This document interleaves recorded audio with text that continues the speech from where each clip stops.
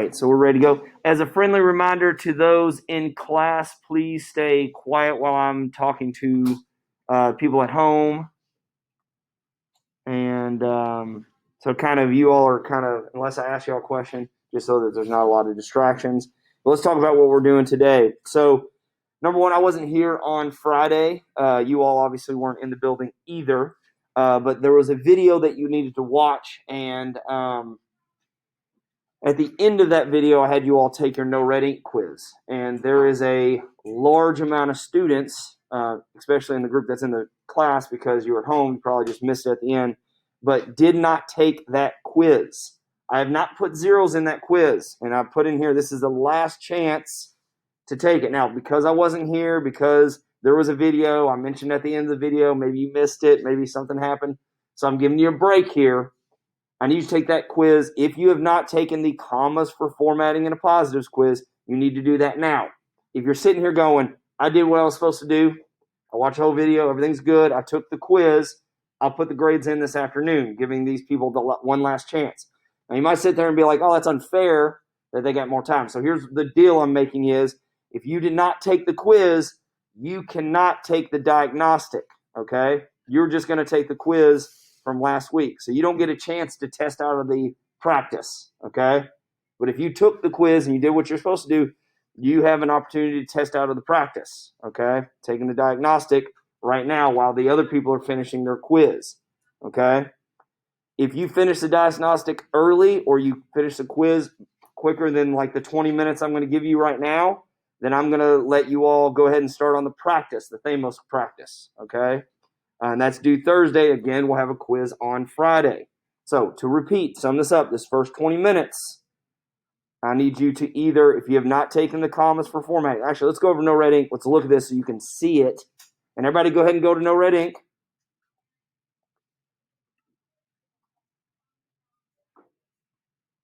So you're going to No Red Ink.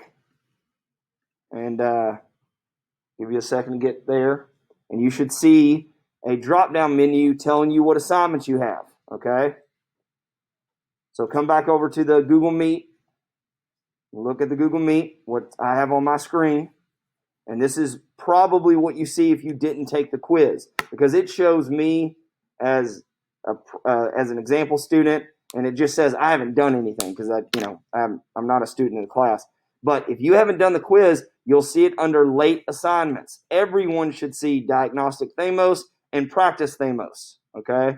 But under late assignments, if you haven't finished something, you can hit this view more assignments. You can see everything you missed. And if I keep hitting it, it'll show all the assignments that I haven't done, okay? Hopefully you all aren't seeing all these, okay? And you've done all your assignments.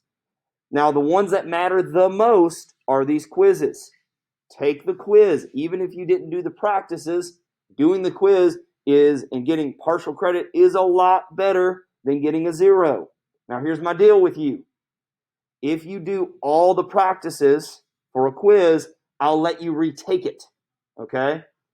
I say it without my mask. If you do all the practices for a quiz, I will let you retake it if you email me. So if you email me and you say, hey, Mr. Richard, I finished all the practices for the commas and for formatting and positives, and I got a 10 out of 20 on the quiz. Do you mind if I retake it? I'll let you do that, okay? Only if you finish all the practices, okay? Even if you do it late, okay? Because I want you to learn this. I want you to do well with it, okay? Long story short, go in and take the quiz right now if you've not taken it. Now, if you're not seeing the quiz down there and you took it on Friday like you're supposed to, then you're coming up and taking the diagnostic, okay? When you're done with either of those, you're going to go into the practice, okay? And if you're sitting here, you did the quiz and you want to skip the diagnostic and go straight into practice, that's okay. Because a reminder, the diagnostic is not a grade. It is just to see if you can test out of it, okay? And if you're like, I have no idea what Thamoses are, I have no clue, you can go right on to the practice if you want to go ahead and just learn, okay? All right, so I'm going to put a 20-minute watch on. I'm going to stay on the Google Meet. You all should too. And then we're going to go on to our next item after that. All right, No Red Ink, go. All right, so everybody should have their hard copy of the Odyssey out here in your hand, ready to go.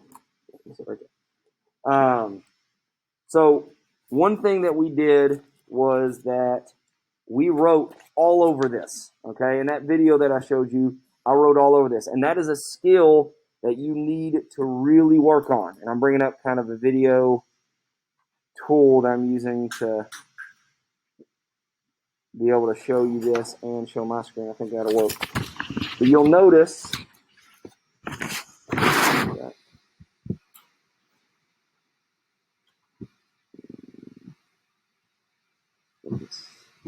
all right, you'll notice from that video, this is that same writing I had, you can see we wrote all over the margins here, okay?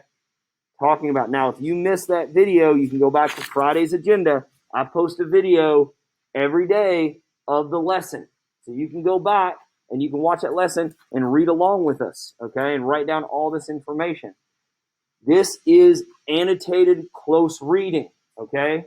Because text like this, that is a story that is thousands of years old, do you think there's going to be types of writing and words and things that you don't understand?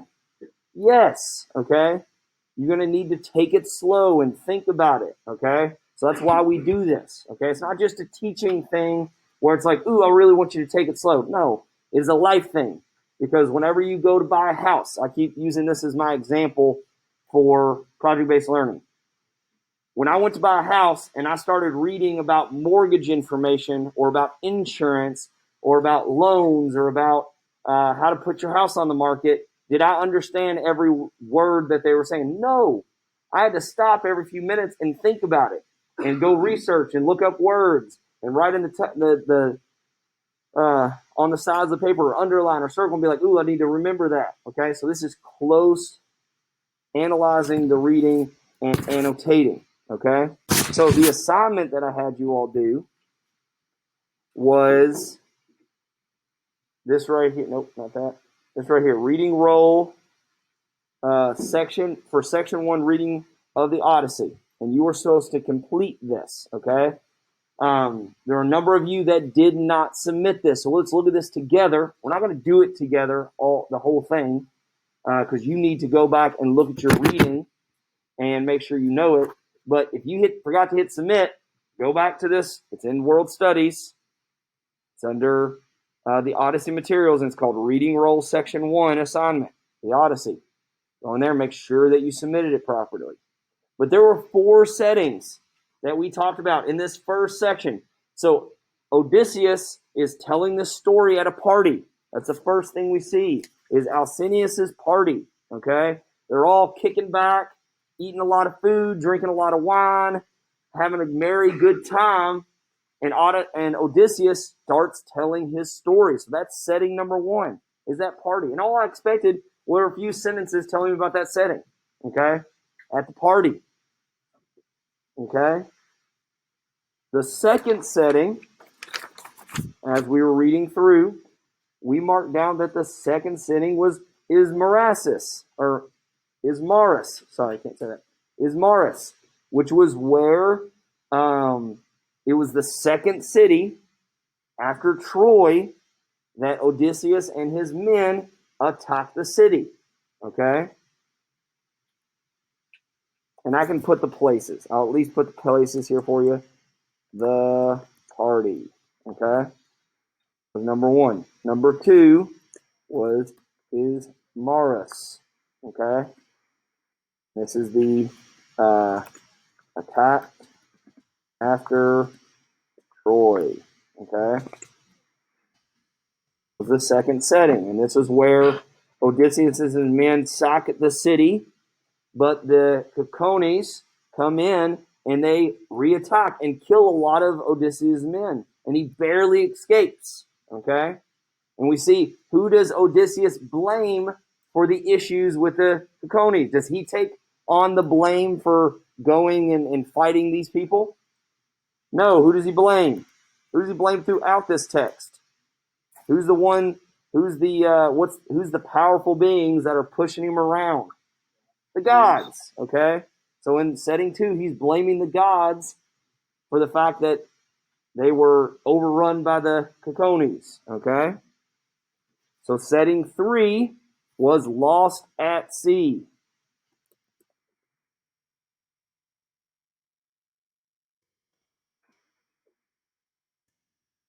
Okay?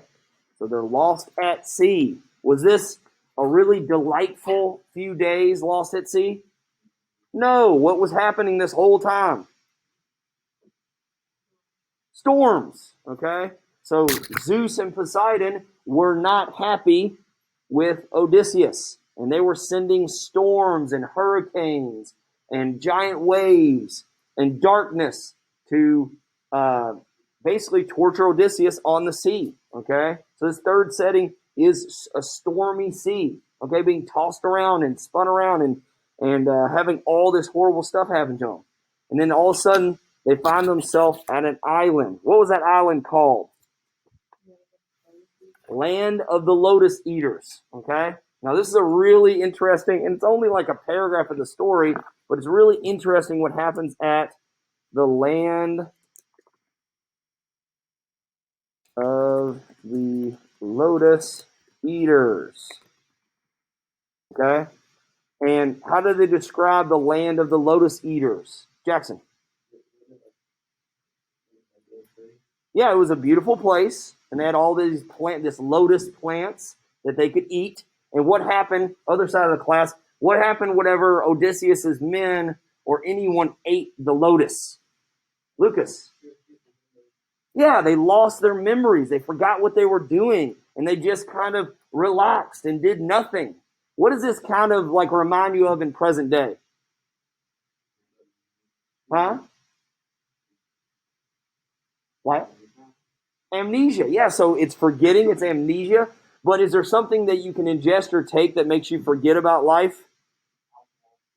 Alcohol, drugs. Yeah, this is, we could almost compare this to people that are overrun with like drugs and, they're not active and they forget why they're doing things. So this is like a drug for Odysseus's men.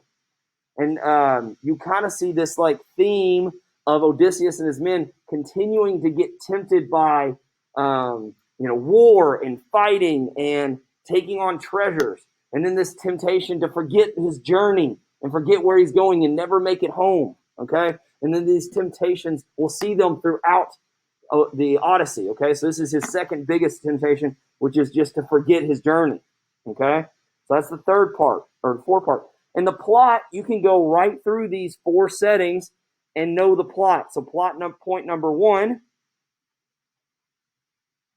and you need to add the details. I'm just giving you a little bit to help you. Plot number one was Odysseus, begins to tell a story.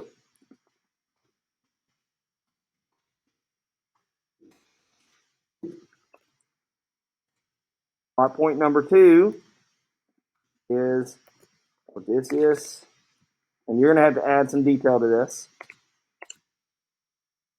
and his men attack Maris. Okay, what happens when they attack Maris? Are they like real successful or they get big down? What happens? You need to tell me about that.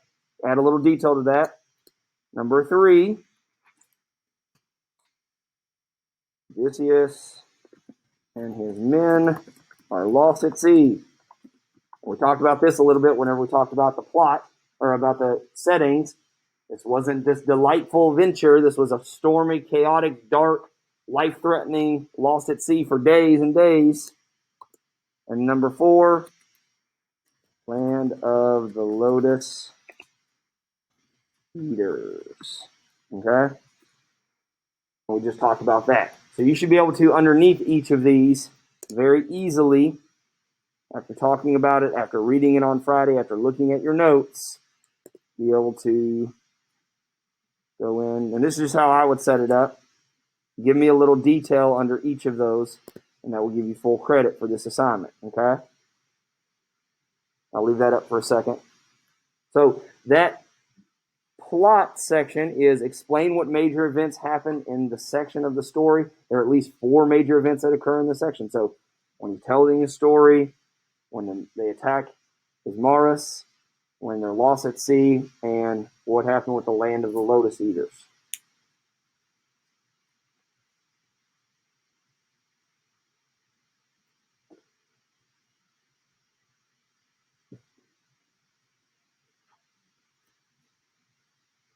All right, and then that last section is characters. And we actually didn't have all that many characters in this section, okay? Who can tell me one character we had? Odysseus. So I'm just going to copy and paste. Odysseus is one character, and you can tell us a little bit about Odysseus.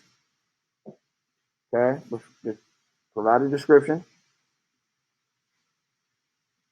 Odysseus. What's another character that we had?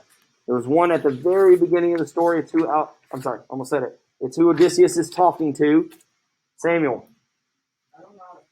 What does it start with? Alcinous. Okay, so he has Alcinous. We don't really hear a lot from him, but we can at least say like who he is. And then there's another character that actually doesn't speak, but does a lot. Yeah, Zeus. Yeah, Zeus is the god Zeus. Oh, sorry, I spelled Z-E.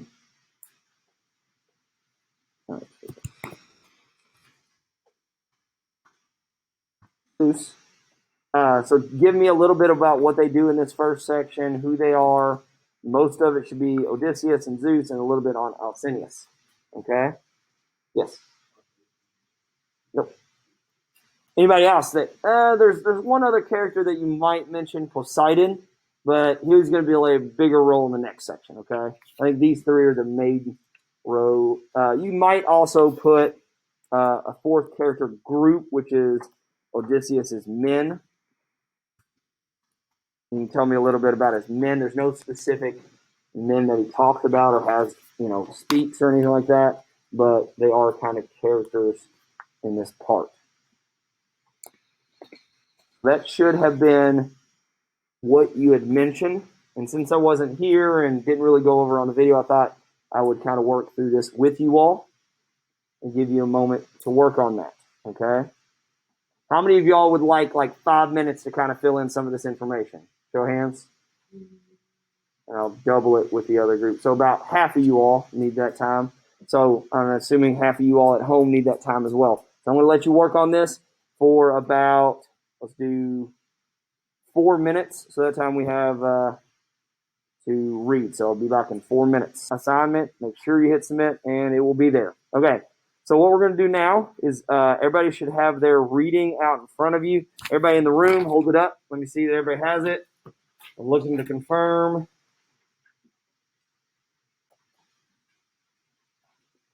Nice. Everybody's got it in the room. I'm impressed. That's good.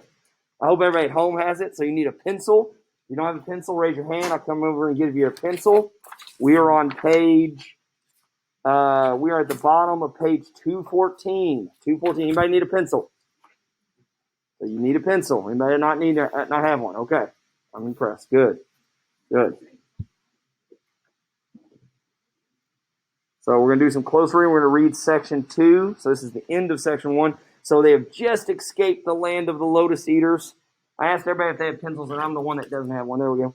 So they just escaped the land of the lotus eaters, and we're going to continue on. So it says, from there we sailed on, our spirits at a low ebb. Right there, I guarantee. Does anyone know what ebb means? E-B-B.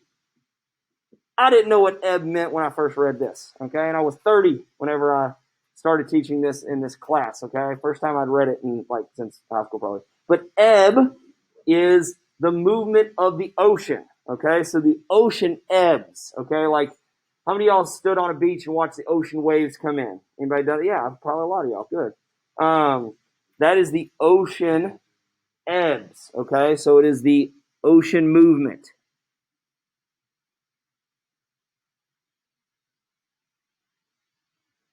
Okay, and if you didn't know that, you go out and look that up. Okay, so from there we sailed on, our spirits low at a low ebb. So that means did they feel good or bad? Bad. They're at a low, sunken, like the ocean coming in and out, and they're just feeling bad. And reached the land of the high and mighty Cyclops. So this is our setting number 5. Setting Number 5. Land of the mighty Cyclops. Okay? That is where we are at setting number 5. All right, so let's head up here. Land of the mighty Cyclops, lawless brutes who trust so to an everlasting gods. They never plant with their own hands or plow the soil. So, do the Cyclops have to do work? No work for them. No work. Kind of easy life. Okay? All right, let's go down here. No work, easy life for the Cyclops. Unsown, unplowed, the earth teems with all they need. Wheat, barley, and vines swelled by the rains of Zeus. Uh-oh, we see Zeus again. So who's giving the Cyclopses all of this? Zeus, the gods, okay? So the Cyclops are being blessed by the gods, okay? And then kind of put blessed by gods. God's little d because multiple gods, but specifically Zeus. To yield a big, full-bodied wine from clustered grapes. They have no meeting place for council, no laws either. No, up on the mountain peaks they live in arching caverns, each a law to himself, ruling his wives and children, not a care in the world for any neighbor. So, what is the life of the Cyclops? Yeah, they're alone. And do they have any laws? So they're lawless, okay? So lawless.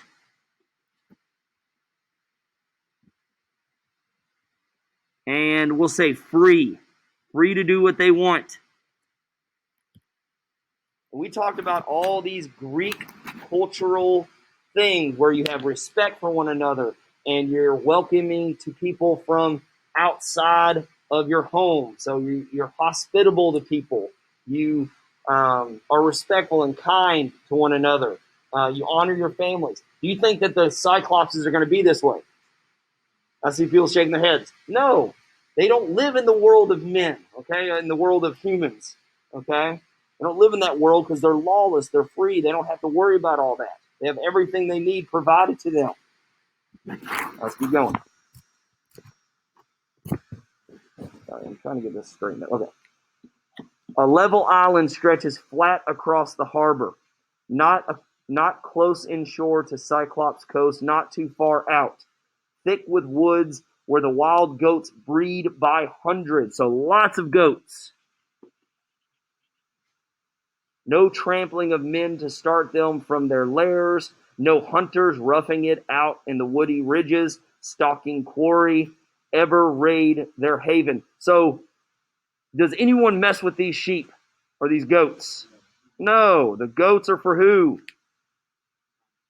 The Cyclopses. Goats are for the Cyclopses.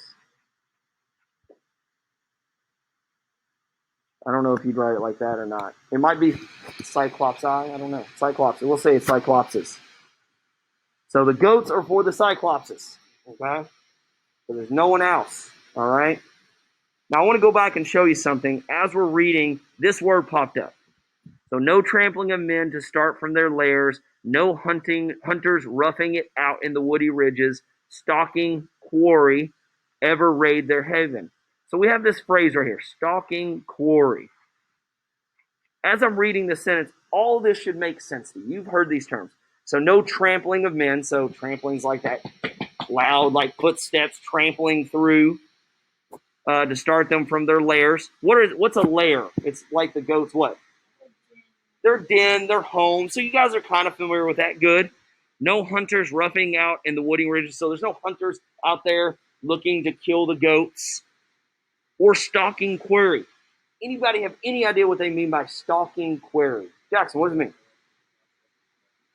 Okay, so Jackson says, okay, Are they stalking like, are they like collecting food? Okay, because you did something with your reading. You said, look at what they're talking about before stalking quarry. They're talking about hunting. They're talking about gathering the goats for food. They're talking about all this, like roughing up that area. So are they trying to kind of stalk, like stalking shelves, food? So could quarry mean like food from hunters? And actually, Jackson, you did a good job. That's what it means. Okay, it means to go out and get food and stock it up. Okay, let's say Jackson didn't infer that and didn't figure that out. Let's go look up quarry. Okay, and see what we find. And I already did that right here. I just Googled it. Okay, and I think a lot of y'all do this. So we're gonna learn something here.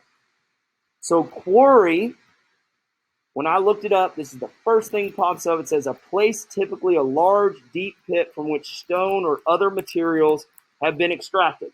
Does that make any sense for our story? No. Okay. Oh, so Calvin says let's dig deeper and look at these other definitions. Because a lot of times, I've seen it many times, freshmen, you will look and be like, oh, that's what it must mean, gathering stones. Like, yeah, there's no hunters gathering stones. No, that makes no sense in this situation. Oh, Calvin says, let's go over to mining, hunting, falconry, hunting. They're talking about hunters here. Let's see if it's hunting. An animal pursued by a hunter, hound, predatory animal, or bird of prey makes so much more sense now. Okay? So they're stalking up on these goats, which would be their prey, okay, or what they're hunting. Okay? So that was a little bit of kind of showing you how to go deeper into your reading and make sure you understand it. Okay? All right, let's keep going.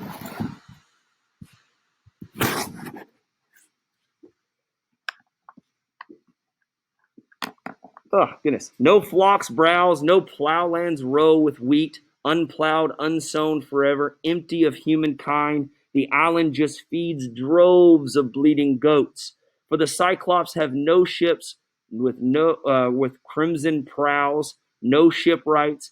They're to build them good, trim craft that could sell them out to foreign ports of call. As most men risk the seas to trade with other men, such artisans would have made this island to a decent place to live. Okay, so what is this saying here? Okay, so it's talking about the Cyclopses can't build what? Boats. So what is that telling us the Cyclops never do? They don't leave their island. Cyclops never leave. I'm sorry, you can't see that. Cyclopses never leave the island. And then it goes on to say, as most men risk the seas to trade with other men, such artisans would have made this island to a decent place to live in. So what is it also saying about humans? What do they not do? We would have made that a big breeding hub, basically. Yeah, so humans never travel to this island. Because if it did, humans would have already taken all of these goods, the plants, the goats, all of this available property, the harbor, everything. So, it's basically saying the Cyclopses don't interact with humans ever.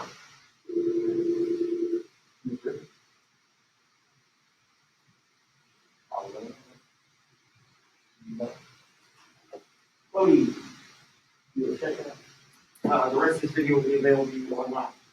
All right. So, humans do not visit island. All right, keep reading. No mean spot. It could bear you any crop you like in season. The water meadows along the low foaming shore run soft and moist, and your vines would never flag. Okay, never flag means to droop or never rot. Okay, so they live on. So food is everywhere. The land clear for plowing, harvest on harvest, a man could reap a healthy stand of grain. The subsoil's dark and rich. This is good soil, dark and rich. There's a snug, deep water harbor there. What's more, no need for mooring gear, no anchor stones to heave, no cables to make fast. Just beach your keels, ride out the days till your shipmates' spirits stir for open sea and a fair wind blows. So what is it saying here? This is a great place for what? Huh? Oh, I'm sorry. So deep water harbor, easy to land a ship in there, easy to move around. So what is this good for doing? It's a great place for trading. It's a great place to put your ship. It's a great place to stop and rest. So overall, this island is what? A paradise. It's a great place to live. Exactly. Thank you, William. I know that voice. It is a great place to live. This is a paradise. This is a paradise. This is a place with food, deep water, cold water, goats to eat. You can plant anything here and it will grow. And last, at the harbor's head, there's a spring that rushes fresh from beneath a cave, and black poplars flourish round its mouth. Just this beautiful place. All right, flipping over. All right. We did not have time because of the pictures. We're going to stop right here. So stop here. And we will pick up from here tomorrow because we got about 3 minutes left in class. So thank you all. We will read the rest of this tomorrow and continue on with our work.